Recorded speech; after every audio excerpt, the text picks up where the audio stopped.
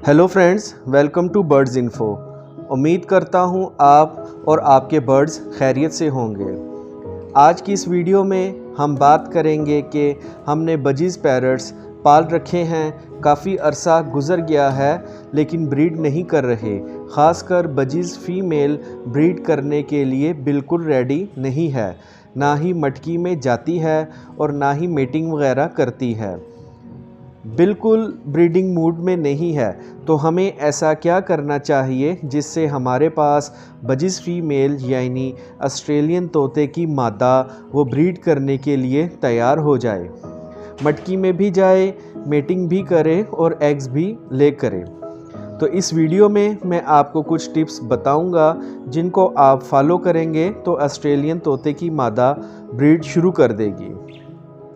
Video शुरू करने से पहले मेरी आपसे रिक्वेस्ट है कि अगर आप मेरे चैनल बर्ड्स इन्फो पर नए आए हैं तो चैनल को सब्सक्राइब कर दें ताकि हर नई आने वाली मालूमाती वीडियोस आपको मिलती रहें और वीडियो को लाइक ज़रूर करें। सबसे पहले दोस्तों, जब भी आपने बजीज़ पैरट्स को रखना है, आप उनसे ब्रीड लेना चाहते हैं और चाहते हैं कि फ़ीमेल बजीज़ जल्दी ब्रीड करे, तो आपको चाहिए कि जब भी बर्ड्स ख़रीदें फ़ीमेल बजीज़ छोटी उम्र की ख़रीदें, यानी सेमी अडल्ट ख़रीदें। इससे बजीज़ फ़ीमेल अच्छी ब्रीड करेगी, क्योंकि अमूमन देखा गया है कि जब मेल की एज फ़ीमेल से छोटी हो तो वो जोड़ा जल्दी लग नहीं पाता, क्योंकि मेल छोटी एज का होता है, फ़ीमेल उसको पसंद नहीं करती, जिसकी वजह से बजीज़ फ़ीमेल ब्रीडिंग मूड में नहीं आती है, ना ही वो मटकी में जाती है और ना ही मेटिंग करती है। कोशिश करें कि मेल बड़ी उम्र का हो बजीज़ फ़ीमेल से। इस पेयर का ब्रीडिंग रिज़ल्ट बहुत ही शानदार होता है, इससे पेयर भी जल्द बन जाता है और ब्रीडिंग भी जल्द शुरू हो जाती है। दूसरे नंबर पर आपने इस बात का ख्याल रखना है कि जब बजीज़ फ़ीमेल की एज ब्रीडिंग करने की हो उस वक्त ही केज में मटकी या ब्रीडिंग बक्स लगाएं। बाज़ दोस्त यंग बजीज़ ख़रीद कर ले आते हैं और उसको मटकी लगा देते हैं, यानी यंग बजीज़ जिनकी उम्र 2 से 3 माह के दरमियान हो उनको मटकी लगा देते हैं और फिर सोचते हैं कि हमारे ऑस्ट्रेलियन तोते ब्रीड नहीं कर रहे।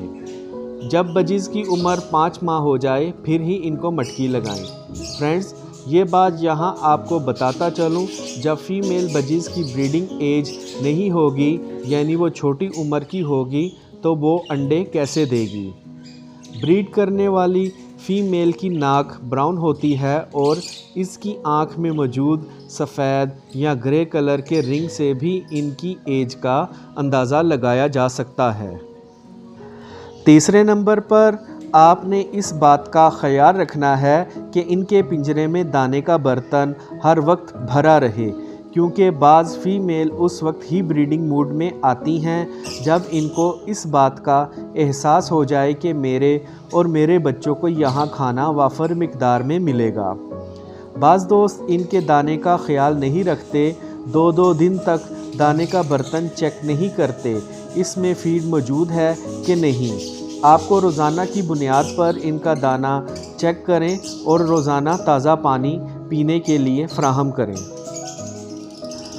चौथे नंबर पर दोस्तों, हमारे पास बजीज़ फ़ीमेल में विटामिन्स या कैल्शियम की कमी होती है, क्योंकि बाज़ दोस्त इनको बैलेंस डाइट नहीं देते, जिनसे बजीज़ में कोई ना कोई कमी ज़रूर रहती है, जिसकी वजह से बजीज़ फ़ीमेल जल्द ब्रीड की तरफ माइल नहीं होती। तो आपको चाहिए कि कोई भी अच्छे मल्टीविटामिन्स और कैल्शियम का कोर्स करवाएं ताकि इनमें विटामिन्स और कैल्शियम की कमी दूर हो जाए।